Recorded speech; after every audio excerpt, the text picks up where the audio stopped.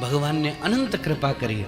पहली कृपा भई मेरे प्रभु की, नरतन दीनानाथ दियो। पहली कृपा भई मेरे प्रभु की, नरतन दीनानाथ दियो। पुण्य भूमि भारत में मुझको कलियुग माही जन्म दियो। पुण्य भूमि भारत में मुझको कलियुग माही जन्म दियो।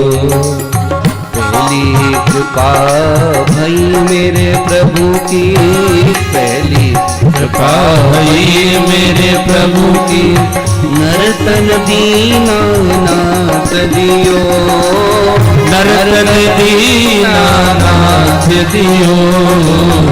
पुण्य भूमि भारत में मुझको कलियुग माही जन्म दियो। पुण्य भूमि भारत में मुझको कलियुग माही जन्म दियो।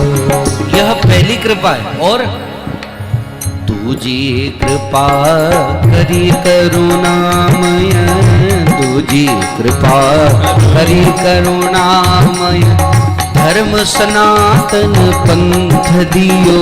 हाँ, धर्म सनातन पंथ दियो।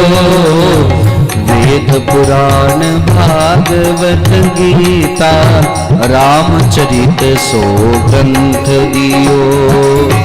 वेद पुराण भागवत गीता, रामचरित सो ग्रंथ दियो।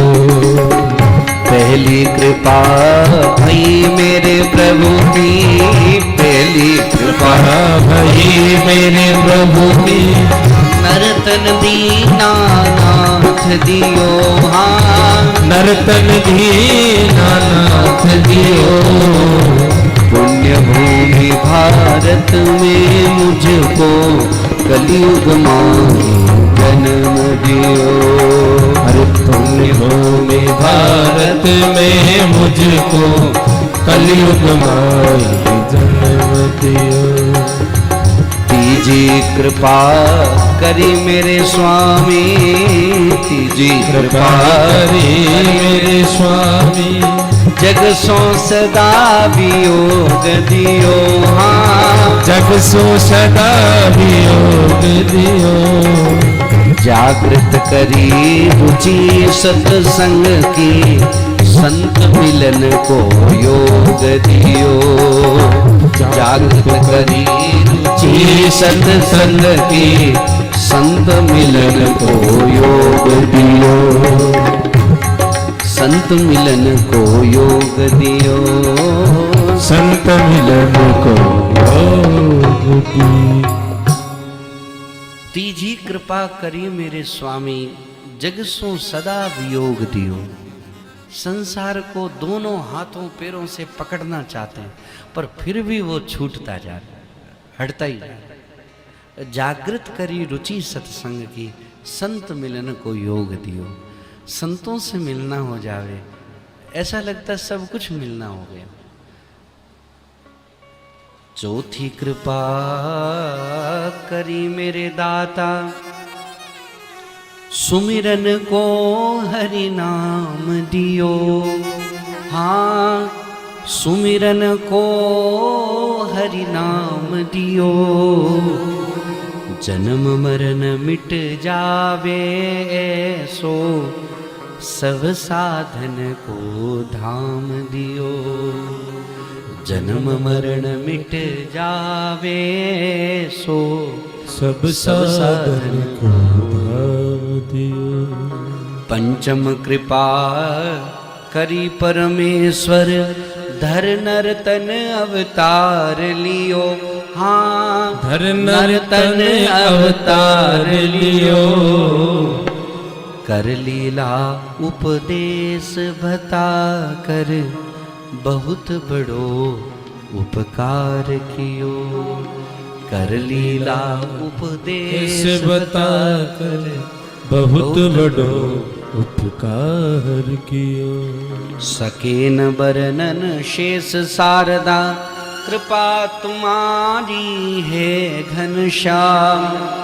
सके न बरनन शेष शारदा, कृपा तुम्हारी है घनश्याम। ऐसे परम कृपालु प्रभु को कोटि कोटि हम करें प्रणाम।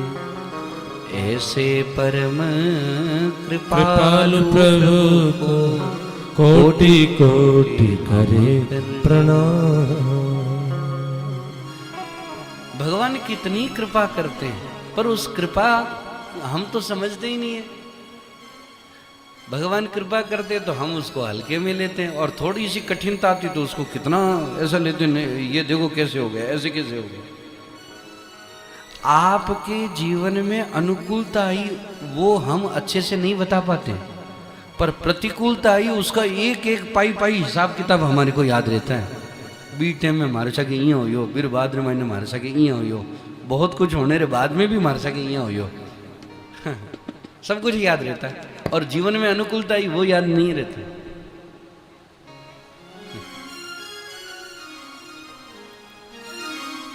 पर एक बात है, अनुकूलता प्रतिकूलता दोनों में सम रहो।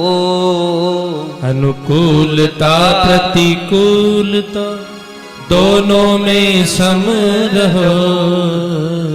मंगल विधान मान लो, बस हो गया भजन। मंगल विधान मान लो, बस हो गया भजन। बस ईश्वर को अपना मान लो, बस हो गया भजन। ईश्वर को अपना मान लो, बस हो गया भजन। भगवत कथा श्रवण करें बार बार, और अपने आप उससे भगवान की भक्ति जागृत होगी। और उसके बाद श्री सूत जी महाराज ने भगवान के अवतारों का वर्णन किया, और अवतारों के वर्णन के बाद में जीवन में ऐसी कौन सी चीज नहीं आती है तब मन में असंतोष बना रहता है।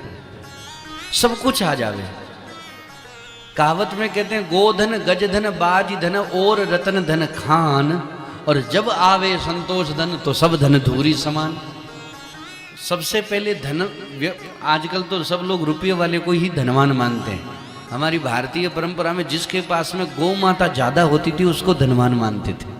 गोधन सबसे प्रथम धन है, गोधन। रुपयों कहीं हो गए। आपके पास यदि रुपयों से बहुत कुछ होता है तो बार 5-6 साल पहला लॉकडाउन हुई, हैंग रुपया वाला धरोड़ा रह गया, गांव वाला ही काम आया। बड़े बड़े शहरों में जो थे उनके सब इधर उधर हो गए, और जो गांवों में थे वो सब मौज में थे। कोई बात नहीं, रुपया ही तो बंद हुआ है, धान तो खूब रखा हुआ है। रुपयों से पेट भरेगा या धान से पेट भरेगा बताओ।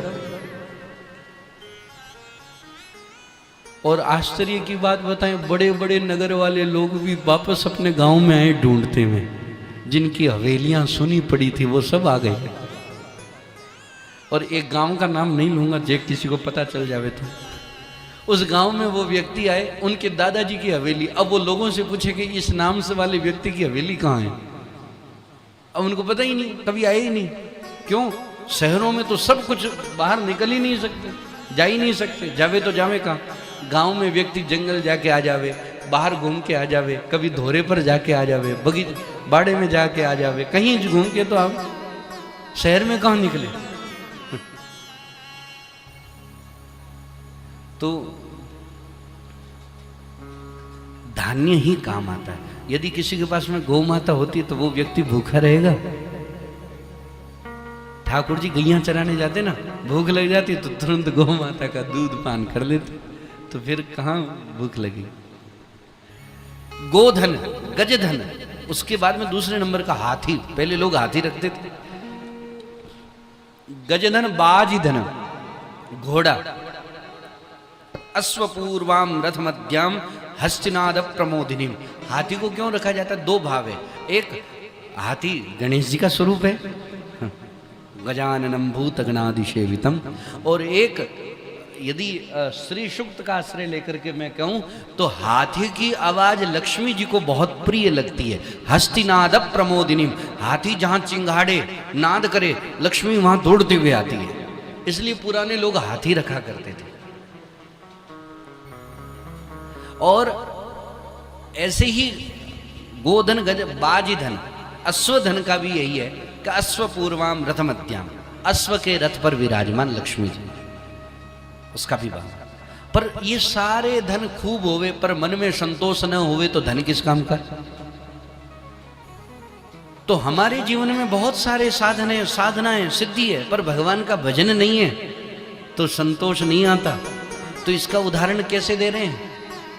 महर्षि वेदव्यास जी महाराज, 24 अवतारों में एक अवतार है व्यास जी महाराज का। आप व्यास जी ने विचार किया, व्यास जी तो त्रिकालज्ञ हैं, भूत भविष्य वर्तमान तीनों की बात जानते हैं। तो लोगों की धारणा शक्ति कम होते हुए देखा। धारणा शक्ति का मतलब जानते हैं ना आप लोग? जानते ही हैं। धारणा मतलब एक बार बात बोली और वो याद हो गई, धारणा। आजकल वो धारणा शक्ति कितनी कमजोर हो गई कि हद की बात एक व्यक्ति मार्केट में लिस्ट बना करके जाता फिर भी भूल के आ जाता है। मार्केट में सामान खरीदने जाते ना तो इतनी लिस्ट है, ये सामान लेके आना है, फिर भी उसमें से भूल के आ जाते हैं। अब बताओ, लिख करके गए फिर भी भूल के आ गए। और पहले लोग, गुरु ने शिष्य को उपदेश दिया, उसको सारी बात याद हो जाती थी, फिर उसने अपने शिष्य को दिया, उसको सारी बात याद हो जाती थी। ग्रंथ थे ही नहीं, लिखने का था ही नहीं क्रम। व्यास जी ने विचार किया कि लोगों की धारणा शक्ति बहुत कम हो गई है, तो अब लिखना चाहिए, नहीं तो लोगों को याद ही नहीं रहेगा। तो सबसे पहले 4 वेद लिखे, ऋग्वेद, अथर्ववेद, सामवेद, यजुर्वेद, 4 वेद लिखे। पर ये चारों वेद ब्राह्मणों के लिए, ब्राह्मण पढ़ सकते हैं, जो शिखा और सूत्र रखे वो ही पढ़ सकते हैं। तो व्यास जी देखो कितने उदार हैं। व्यास जी ने विचार किया ये तो ठीक नहीं है, ब्राह्मणों के लिए 4 वेद है तो पंचम वेद सभी के लिए 5वां वेद और लिखा। 5वां वेद कौन सा लिखा? जिसका नाम है महाभारत। ये पंचम वेद है और व्यास जी के ने सभी के लिए इसको लिखा है, शूद्रों के लिए, अंत्यजों के लिए, जो शुद्ध अशुद्ध सब है, सब के लिए लिख दिया। ये पंचम वेद है। अब हमारे लोगों की ये विडंबना है कि व्यास जी हमारे भगवान हैं, उन्होंने लिख दिया ग्रंथ, फिर भी कोई कहे ना कि घर में महाभारत रखा करो। ना हो, महाभारत रखने से घर में महाभारत होवे। यदि महाभारत रखने से घर में महाभारत होती है तो घर में गीता जी रखने से सबको ज्ञान हो जाएगा क्या?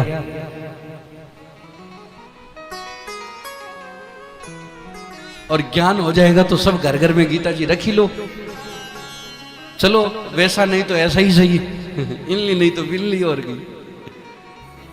ऐसा कोई होता है क्या? अरे महाभारत रखने से कोई महाभारत होती है? ऐसा बिल्कुल नहीं है। और हमारी भारतीय परंपरा की विडंबना यह है कि व्यास जी हमारे आदि दिव्य महापुरुष हुए, हम उनकी परंपरा के हैं, पर हमें यही पता नहीं कि महाभारत ग्रंथ इतना बड़ा होता है कि इतना बड़ा होता है कि इतना ऊंचा होता है कि कितना होता है, ये पता ही नहीं है। सोचिए कैसी विडंबना है। हम किस वंश में जन्म लिए और उस वंश के ऋषि कौन है ये भी पता नहीं है, कईयों को पता ही नहीं। और आजकल की जितनी पाश्चात्य पद्धति की पढ़ाई कर रहे हैं उनको तो अपने पिता के अलावा कुछ पता ही नहीं होता। हाँ दादाजी हैं, गांव में रहते तो हैं, गांव में रहते हैं, कभी कभी चले जाते हैं, साल में एक बार मिल के आ जाते हैं ऐसे। अब उनको ये भी पता नहीं है कैसे। पंचम वेद महाभारत है, वो हम सबके लिए बनाया है व्यास जी ने। और महाभारत के लिए एक विशेष कहावत है, जो बात कहीं नहीं है वो बात महाभारत में, और जो बात महाभारत में नहीं है वो कहीं नहीं है।